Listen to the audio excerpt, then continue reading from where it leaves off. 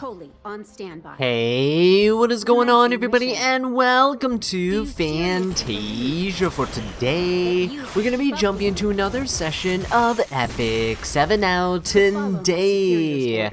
Got some more first impressions for you guys. This time around, we're going to be taking a look at Tactical Archetype Coli, and she got an absolute revamp here, right, in terms of her design, and she's coming back as a 5-star hero, which is amazing. The cool thing is she can actually be imprinted with a 4-star Coli, so if you have a bunch of those laying around, or if you have assassin Colis like dupes and stuff from your pulls, you can use that to imprint her here, which is going to be very important, right, once we talk about what her imprint actually is. But her drop rate up banner is going to be coming in less than a week on March 12th, so do keep an eye out for that if you want to see her in action, especially with Ruiza, which they have a lot of synergy with. Then do be sure to subscribe to the channel so you don't miss out on our testing when we do decide to pull her.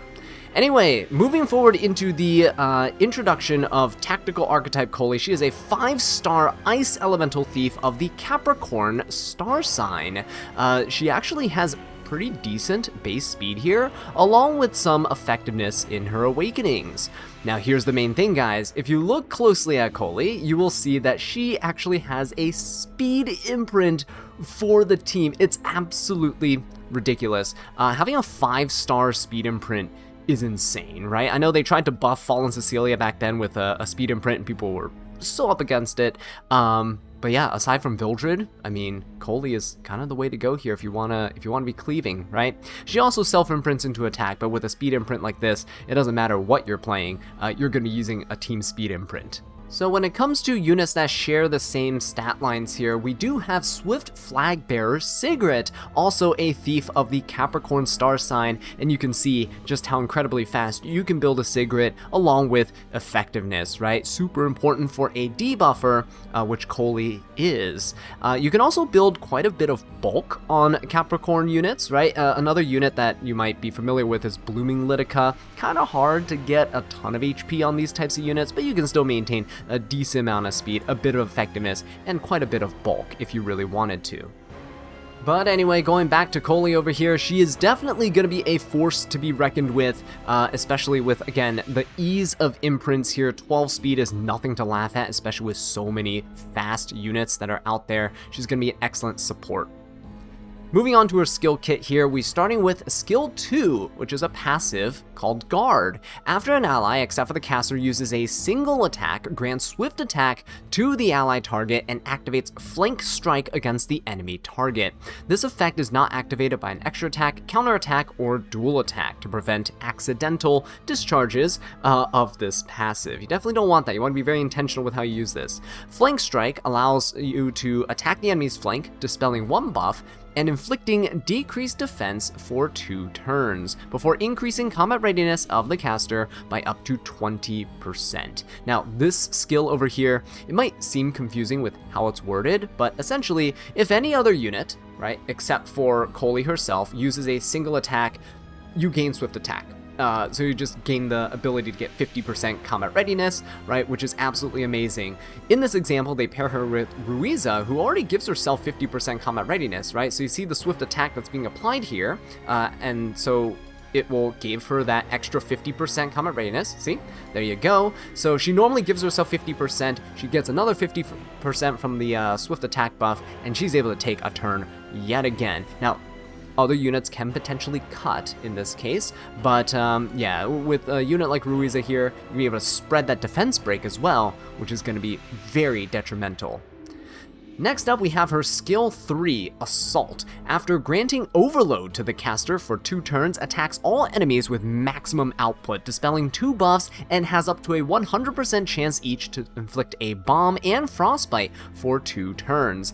At the end of the turn, detonates bomb effects inflicted on the target. So, two things here, right? We have Overload and we have Energy Depletion. Overload is a unique buff for Coli, which increases the attack and speed by 50%. And when it ends, she will have Energy Depletion, which decreases her attack and speed by 50%. So this is a pretty strong skill here, right? Not only with the buff dispels, but Frostbite's a rare debuff. Ron got it recently through a balance patch, right? And then inflicting bombs is always just super strong, because as long as you can inflict the bomb, your opponents can't resist the stun, right? You just have to detonate the bomb, and then boom. Right, we're good. So you see here, Frostbite's really good against Lady of the Scales teams because you ignore damage share, which is absolutely amazing, and we're dealing a ton of damage, right, to the entire team there, spreading those debuffs there with the Ruiza.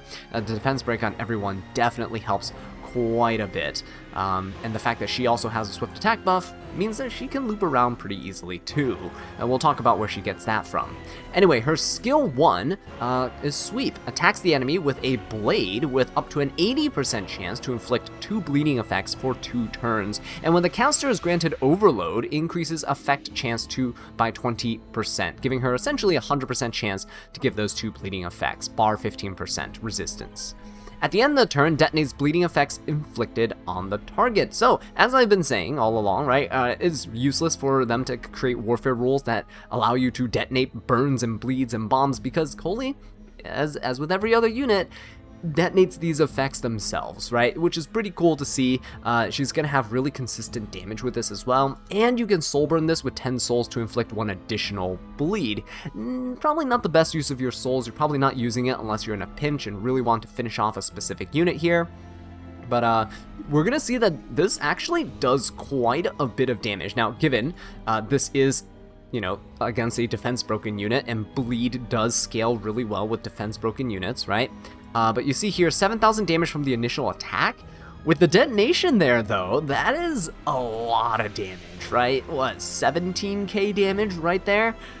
That is pretty notable, and you're definitely not going to want to build her necessarily just super bulky and tanky. You see in this example, she has 12k health. Bleed scales well with attack, so you're definitely going to want to build some attack stats on her while building her fast with effectiveness, right? She just naturally will obtain a bit of bulk, which helps with survivability.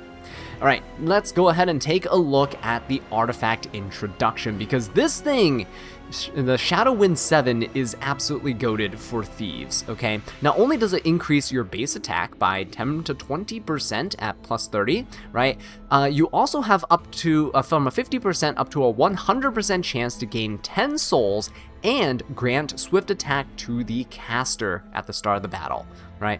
And this artifact's effect can only apply to one hero within a team, otherwise it would honestly be kind of busted, can be abused easily with multiple thieves and stuff, gaining basically the equivalent of half a Taga Hell's Ancient Book and a free swift attack buff. Kind of nuts. But at plus 15, you can expect a 15% attack buff and a 75% chance to get the 10 souls and the swift attack buff. This is definitely an artifact that you kind of want to max out, but you don't really want to pull too many Colis though, because she can be imprinted with 4-star Coli, right? So definitely an artifact you might want to target with Bottles of Knowledge, right? Use your Powders of Knowledge to get the bottles, and then use the bottles to imprint this over time. You can also add this artifact, I believe, once this banner goes away, you can add it to your focus raid up summons, right? Your Covenant summons, and you can have it there as a raid up artifact and hopefully get more of them over time. So let's just say that you're not really too interested in using her own artifact, right? Maybe you didn't pull a copy of it, maybe you don't think that 75% chance is good enough to have 10 souls and swift attack buff. What other options are there? Well, there goes Warhorn as an available option to just potentially be a really good support for the team, right? Giving everyone 10% attack is really nice, especially if you're pairing her with really strong DPS units and not necessarily debuff units like Ruiza.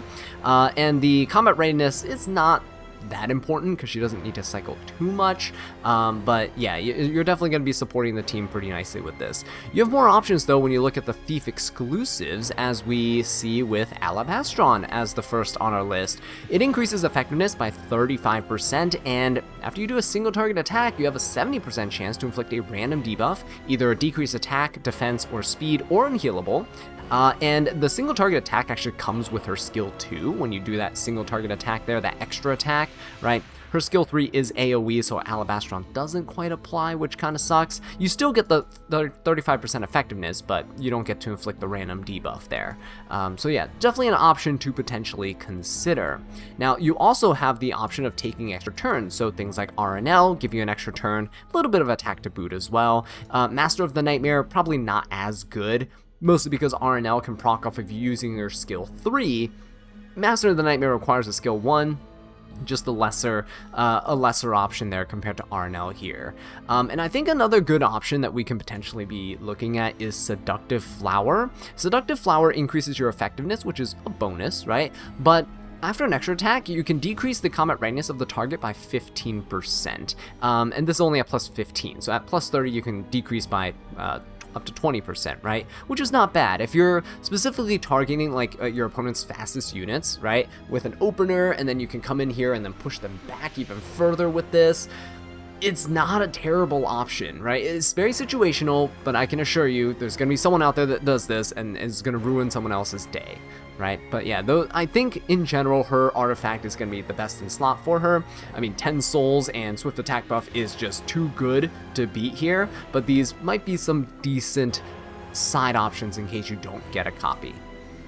So now it's time for everyone's favorite part of the video, where we get to look at a sample build. But before we do that, what sets can we potentially run on her? Well, Coli is 118 base speed, which means she's already really fast. Running a speed set on her gives her pretty good value in terms of her stat line, but honestly, if you have other pieces that are pretty fast, you can probably go offset and still get enough speed, right? We'll talk about that in just a bit with some speed calculations, but other sets that you can run alongside a 4-piece speed set or hit set if you want more effectiveness. You might be able to squeeze out more damage. I don't know if Pursuit actually works on burns and bleeds and bombs, but if it does, Pursuit set is an option. Again, that's kind of min-maxing, not too important.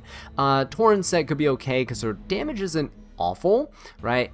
Immunity is also a really nice option to have in case you potentially get outsped by your opponent. Maybe they have a Zeo, maybe they have something like that. The ability to protect yourself from an AoE stun from like Silverblade Armintha or things like that is always just really, really nice to have in your back pocket. So immunity set is definitely going to make its way up there. Of course, you can bulk her up with some HP as well. Always a pretty decent option to have in terms of longevity and making sure that she survives at least like a hit here or there, right? But those are essentially the main sets that you'd be looking at in terms of building her.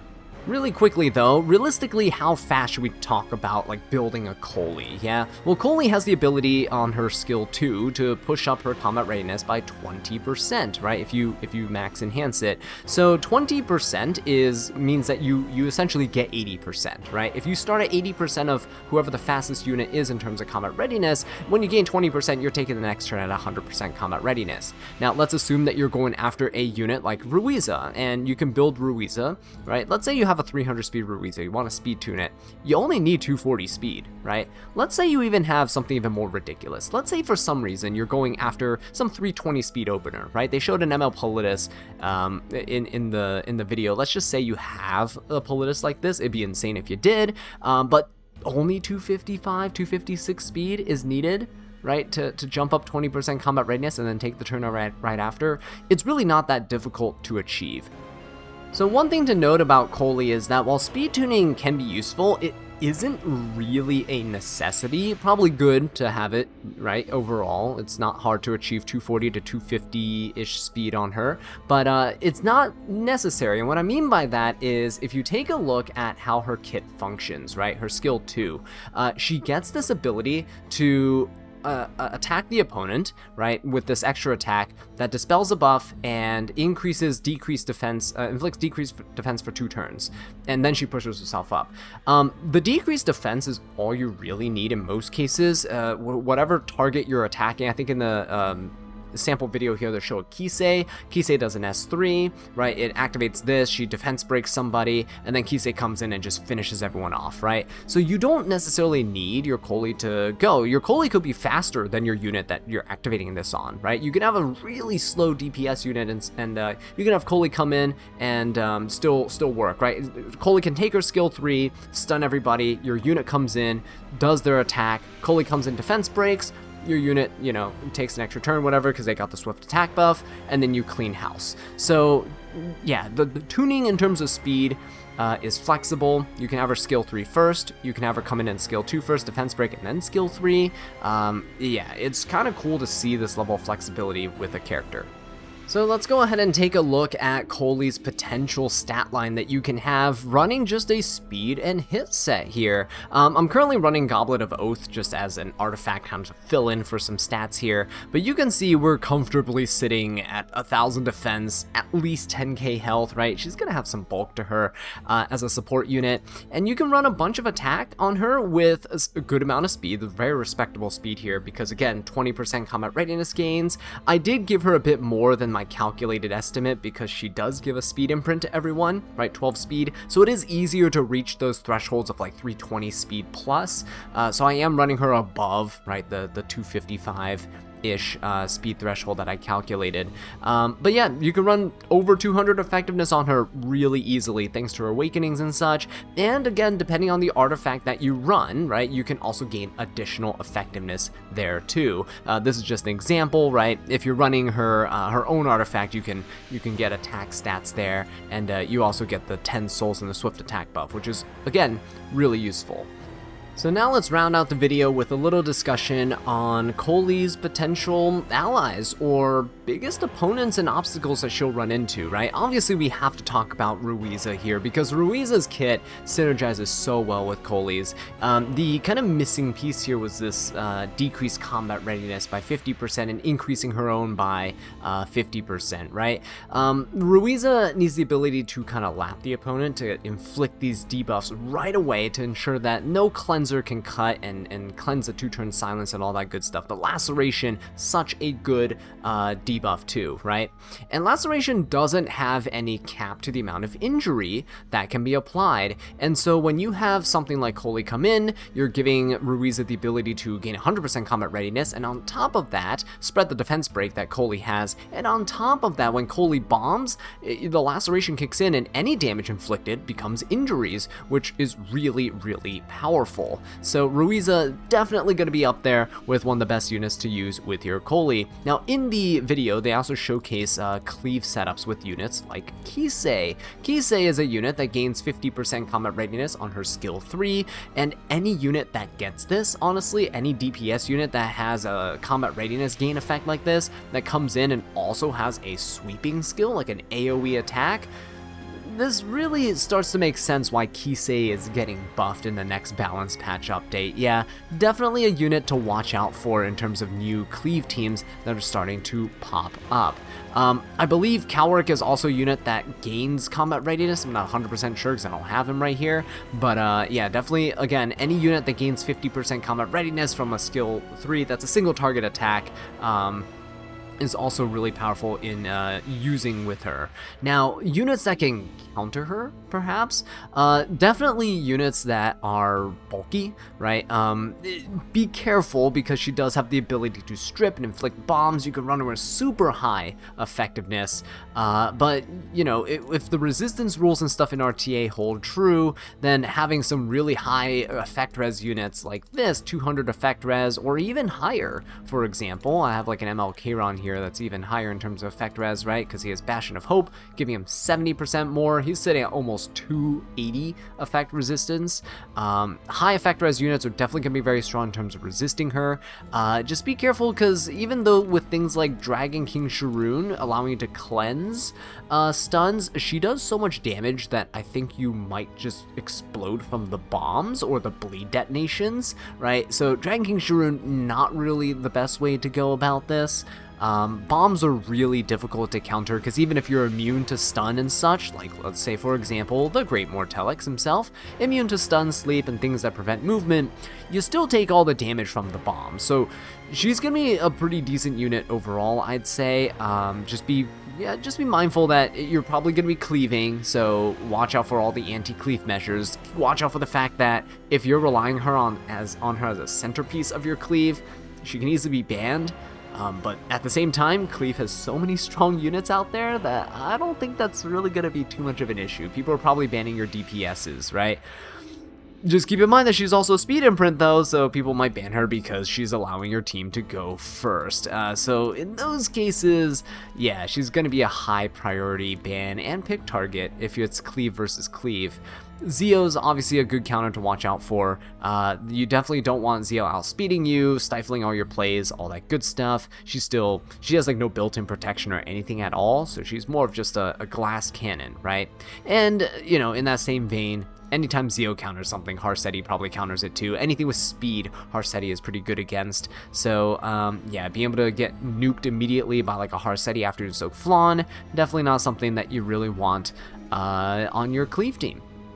Right, so yeah, let me know in the comment section down below though, what unit do you think will go super well with the Coli's passive? Because I think there's a lot of opportunity to innovate with new cleave teams. Maybe Smilegate's ushering in a new era, right? Getting rid of all these light knights.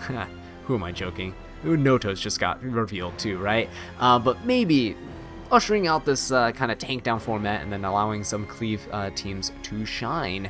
But anyway, that's it from me for today, so thank you all so much for watching this video. I really do appreciate it. If you enjoyed it, please leave a like and subscribe for more Epic 7 content. And until next time, take care.